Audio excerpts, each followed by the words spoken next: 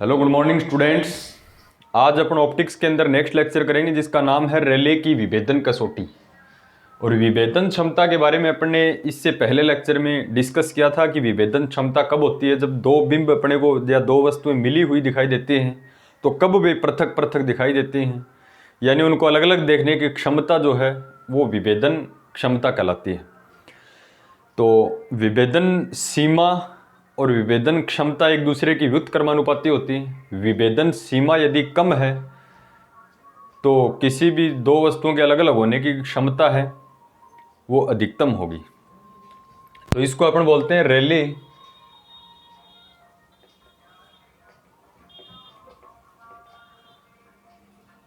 Criterion for resolution.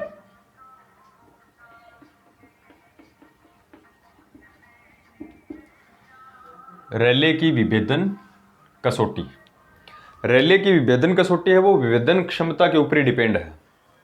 तो Lord रेले नाम है इनका पूरा, और लॉर्ड रेले ने क्या किया कि एक कसौटी का प्रतिपादन किया और जिसके द्वारा ये ज्ञात किया कि कब दो बिंब हैं वो अलग अलग दिखाई देते हैं। यानी अपन क्या लिखते हैं, लॉर्ड रेले ने एक नियम प्रतिपादित किया।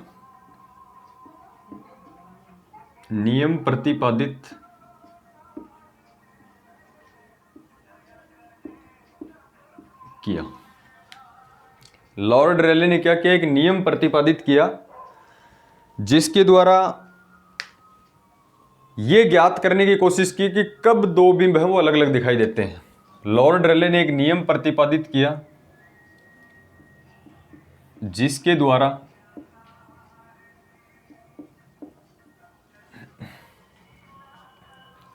यह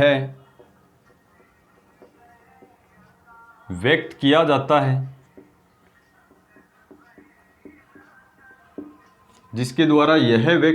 है कि कब दो बिंब यानी वस्तुएं पृथक पृथक दिखाई देती हैं।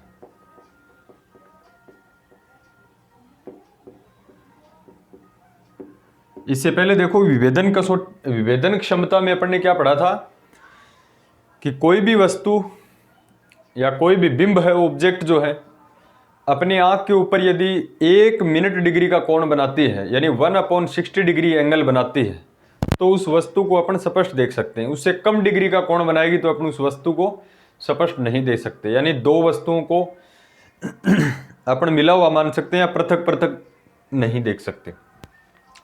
तो लॉर्ड रेले ने क्या किया, एक जनरल सा नियम है जिसके द्वारा यह व्यक्त किया जाता है कि कब दो बिंब अलग अलग दिखाई देंगे। रेले की विभेदन कसौटी में यही बताया गया है कि कितने एंगल के ऊपर या कब दो बिंब हैं वो आपको अलग अलग दिखाई देते हैं।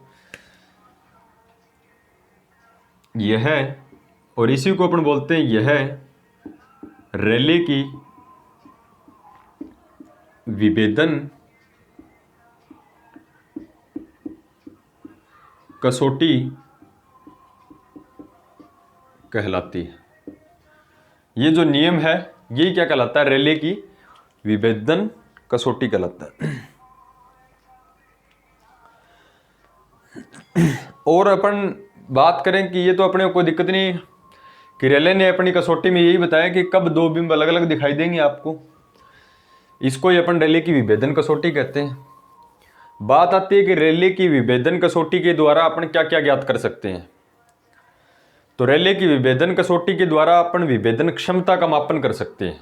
तो आपसे कोई पूछे कि विभेदन क्षमता को किस विधि द्वारा मापा जाता है तो वो विधि बताइए बेचारे रेले ने, यानी रेले की विभेदन कसौटी के द्वारा अपन ये चेक कर सकते हैं कि सूक्ष्मदर्शी है, दूरदर्शी है, या मानव की आंख है या फिर ग्रेटिंग है आदि की विभेदन क्षमता माप सकते हैं। तो सेकंड इंपॉर्टेंट लाइन अपन यहां से लिखते हैं कि इस कसौटी की सहायता से, इस कसौटी की सहायता से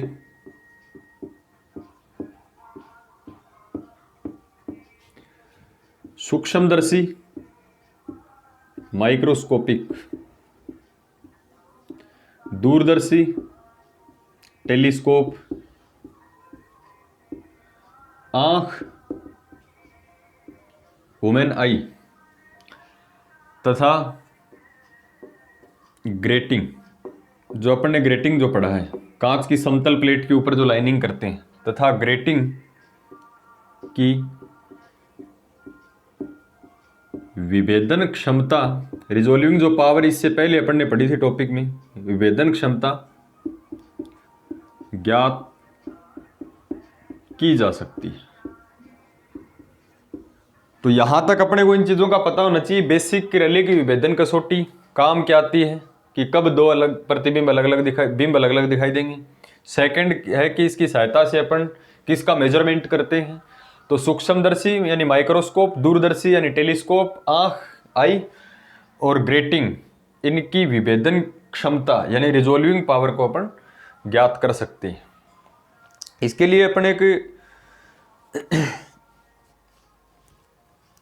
एग्जाम्पल लेते हैं जो काफी इंपॉर्टेंट है और रैले की विभेदन कसौटी एग्जाम के अंदर पूछता है अपने से।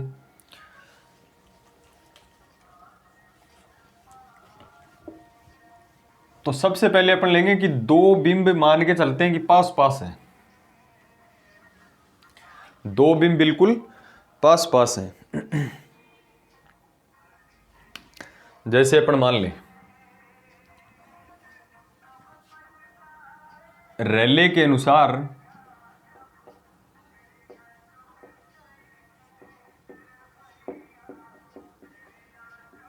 यदि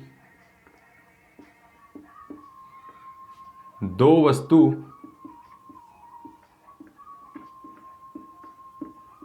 पास में स्थित हों, एक दूसरे के नजदीक हों, एक पास में स्थित हों, तब देखो दो वस्तु लेते हैं अपन, एक ये वस्तु अपने पास और दूसरी ये वस्तु है। इस प्रकार से अपने पास वस्तुएं हैं।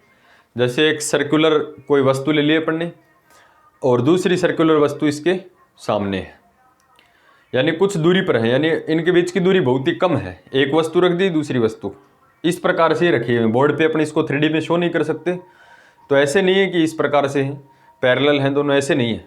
एक वस्तु अपन ने रख दी, यानी एक सर्किल रख दिया और जस्ट दूसरा सर्किल इसके आगे है और जो पहले सर्किल का कुछ भाग कवर अप करता है। तो यहां से अपन ये लिख सकते हैं, देखो ये पहली वस्तु है और पहली वस्तु का केंद्र कहाँ आएगा, यहां आएगा, और ये इसका होता है निम्निष्ठ पॉइंट। ये इसका क्या होता है, निम्निष्ठ, ये निम्निष्ठ बिंदु, और ये इसका क्या होता है, उच्चिष्ठ बिंदु। एक सर्किल का, एक सर्कल जो होता है उसका केंद्र अपने को पता है, उसका निम्निष्ठ बिंदु अपने को पता है, इसका उच्चिष्ठ बिंदु पता है, मैक्सिमा और मिनिमा और सेंटर तीनों चीजें अपने को पता है। तो रैले क्या कहता है कि यदि दो वस्तु पास में स्थित हों, यानी इस प्रकार से हों, तो उसके लिए क्या है कि पहली वस्तु का उच्चिष्ठ, पहली वस्तु जो है इसका उच्चिष्ठ यानी ये बिंदु, पहली वस्तु का उच्चिष्ठ, ये निम्निष्ठ हो गया, ये उच्चिष्ठ हो गया, ये इसका केंद्र है। तो प्रथम वस्तु का जो उच्चिष्ठ है वो द्वितीय वस्तु के केंद्र पर स्थित होता है भाई। यानी आप ये बोल सकते हो कि पहली वस्तु का जो उच्चिष्ठ बिंदु है ये निम्निष्ठ है, ये उच्चिष्ठ। उच्चिष्ठ जो बिंदु है ये दूसरी वस्तु के सेंटर से होकर जाता है। यानी अपन लिख सकते हैं कि रैले के अनुसार यदि दो वस्तु पास में स्थित हों, तब प्रथम वस्तु का उच्चिष्ठ मैक्सिमा,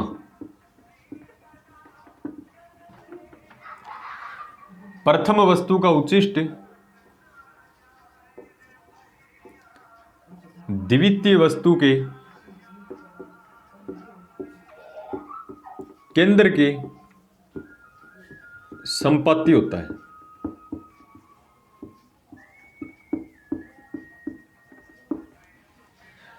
संपाती का मतलब दूसरी वस्तु का केंद्र और पहली वस्तु का उच्चिष्ट बिंदु एक ही बिंदु के ऊपर स्थित हैं, तो वे बिंदु दोनों संपाती बिंदु कहलाएंगे।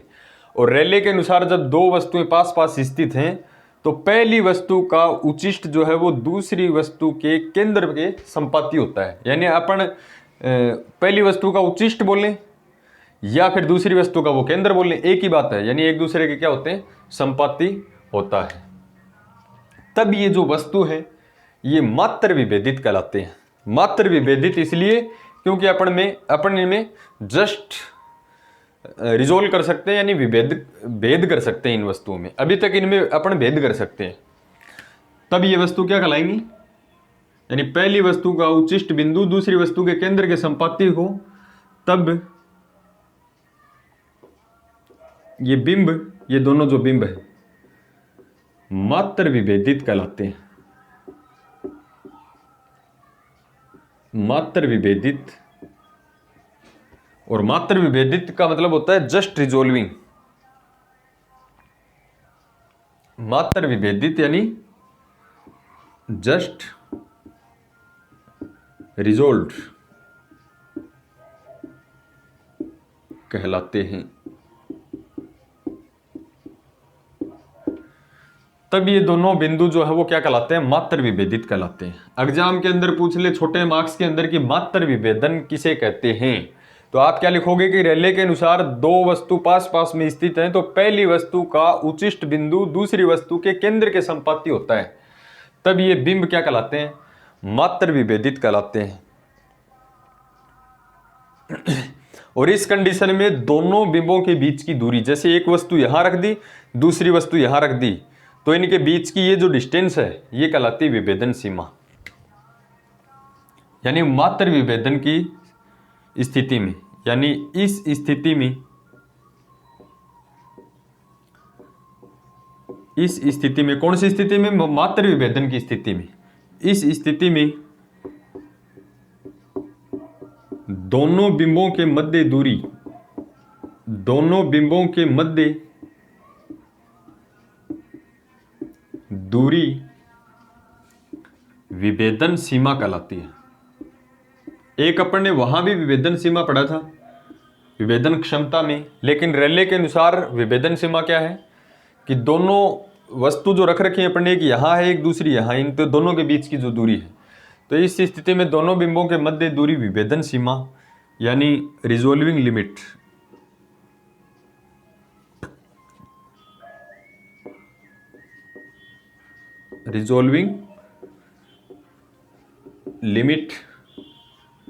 कहलाती है। कुछ नहीं रटना, आपको इतना ही ध्यान रखना है कि जब दोनों बिंब मात्र विभेदित होते हैं, और मात्र विभेदित कब होते हैं, जब पहले का उच्चिष्ट दूसरे के केंद्र के संपाती है तो मात्र विभेदित। और मात्र विभेदन की स्थिति में दोनों बिंबों के बीच की जो दूरी है वही क्या कहलाती है, रिजोल्विंग लिमिट, यानी इसकी विभेदन सीमा कहलाती है।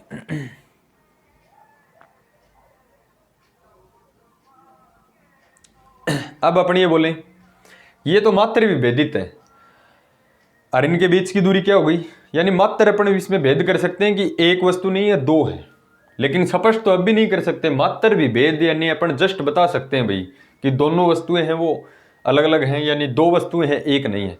ये पहले दूसरी वस्तु जस्ट इसके ऊपर आ जाए तो अपन ये बोलेंगे कि दोनों वस्तु पृथक पृथक नहीं देख सकते, क्योंकि एक ही वस्तु के ऊपर दूसरी आ गई, संपाती हो गई, तो अपने को एक ही दिखाई देगी। तो मात्र विभेदन का मतलब है कि जस्ट आप उसमें विभेद कर सकते हो, बाकी उसके साथ किसी भी प्रकार का मेजरमेंट नहीं कर सकते। तब इन दोनों के बीच की दूरी विभेदन सीमा हो गई। अब मैं आपसे ये कहूं कि दोनों के बीच की दूरी जो विभेदन सीमा है वो मात्र विभेदन की क्षमता से कम है, तो वे दोनों वस्तुएं पृथक पृथक नहीं दिखाई देंगी। तो दोनों वस्तुएं पृथक पृथक कब दिखाई देंगी, जब विभेदन सीमा का मान अधिक है, यानी दोनों बिंबों के बीच की दूरी ज्यादा है। तो अपन एक वस्तु और दूसरी वस्तु की डिस्टेंस अपन बता सकते हैं, एक वस्तु और दूसरी वस्तु पृथक पृथक हो जाएगी, ये ध्यान रखना है।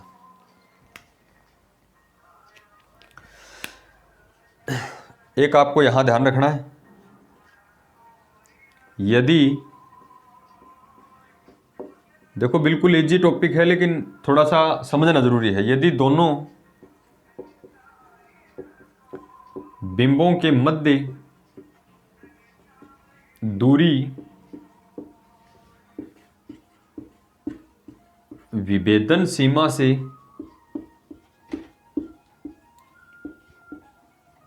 अधिक है तो दोनों बिंब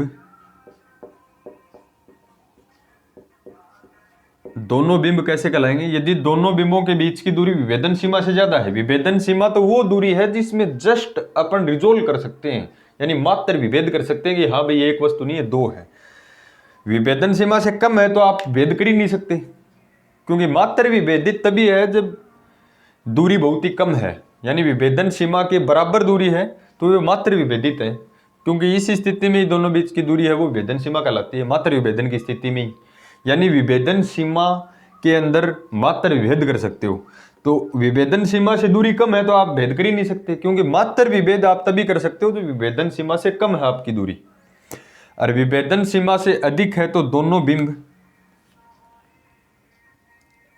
क्या कहलाएंगे? पूर्णतया विभेदित कहलाते हैं, कंप्लीटली रिजोल्व्ड। तो ये इंपॉर्टेंट है। देखो दोनों बिंबों के बीच की दूरी कम है यानी विभेदन सीमा के बराबर है, तो जस्ट अपन उनमें क्या कर सकते हैं? मात्र विभेद कर सकते हैं। और इस विभेदन सीमा से कम हो गई दूरी तो आप भेद कर ही नहीं सकते, और इस विभेदन सीमा से ज्यादा हो गई तो वो आपको अलग अलग दिखेंगी। तो ये विभेदन सीमा जो दूरी है एक ऐसी दूरी है जिससे कम के ऊपर तो आप भेद ही नहीं कर सकते, और इससे ज्यादा दूरी के ऊपर आप क्या कर सकते हो? भेद कर सकते हो। तो ये बीच का टर्निंग पॉइंट है, इसलिए इसको बोलते हैं मात्र विभेदन। यानी मात्र विभेदन की क्षमता, यानी मात्र विभेदन की स्थिति में यदि दूरी विभेदन सीमा से कम है तो आप भेद नहीं कर सकते, ज्यादा है तो इनमें भेद कर सकते हो। तो मात्र विभेदन वाला पॉइंट है वो काफी इंपॉर्टेंट है।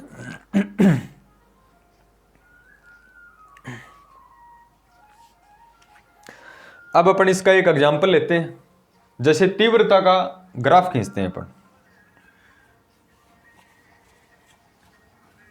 इसको डायग्राम के हिसाब से अपने को समझाना पड़ेगा, यहां तक आपको कोई दिक्कत नहीं होनी चाहिए, ध्यान रखना है। उसके बाद में देखो अपन ग्राफ बनाई इसी टॉपिक के अंदर है, जो डायग्राम से कंप्लीट होगा टॉपिक। देखो लेमडा व तीव्रता में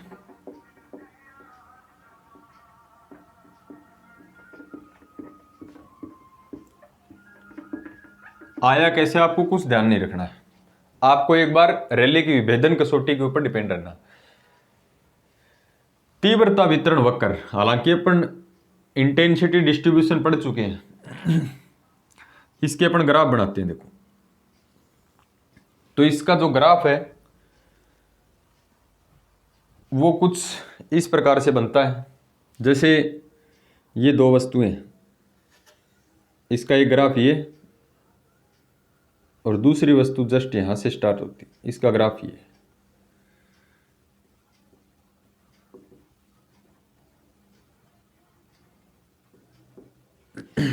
ठीक है,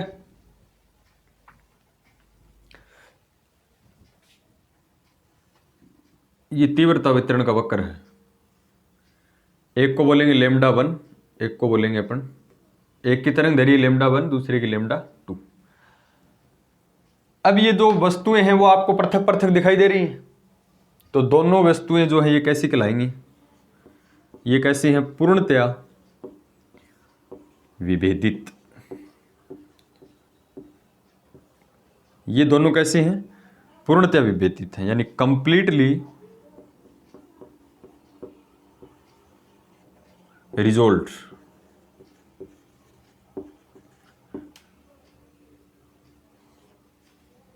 क्योंकि आप दोनों में विभेद कर सकते हो। और यही डायग्राम कुछ इस प्रकार से मैं बनाऊं,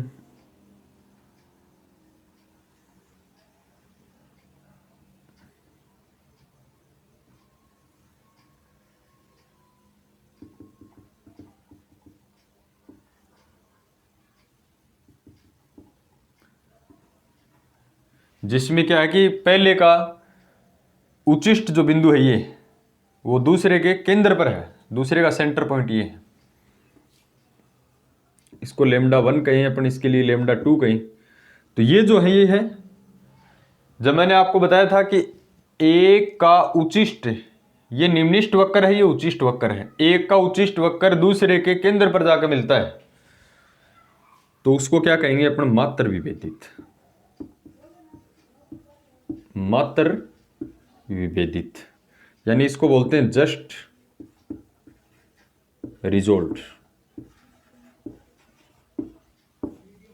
और मैं आपसे ये कहूं कि दोनों बिंबों के बीच की दूरी यदि विभेदन सीमा से कम है, यानी मात्र विभेदन की स्थिति में क्या होता है कि इससे ज्यादा है तो वो पूर्णतः विभेदित है, और दोनों के बीच की दूरी और कम करोगे तो आप वो क्या कहलाएगी? अविभेदित। यानी इसका ग्राफ ये बनाए अपन, इसकी वेवलेंथ लेमडा 1 है, और दूसरे का अपन कुछ इस प्रकार से इसके अंदर ही बनता है, जिसको लेमडा 2 से लिखते हैं। तो इनमें आप भेद नहीं कर सकते, क्योंकि एक वस्तु दूसरी वस्तु के जस्ट सामने है, तो ये कहलाएंगी अविभेदित। ये क्या कहलाएंगी? अविभेदित कहलाएंगे, क्योंकि इनके अंदर अपन क्या कर सकते हैं? भेद नहीं कर सकते। तो ये थी रेले की विभेदन कसौटी। फिर भी कोई प्रॉब्लम है तो आप डिस्कस कर सकते हो।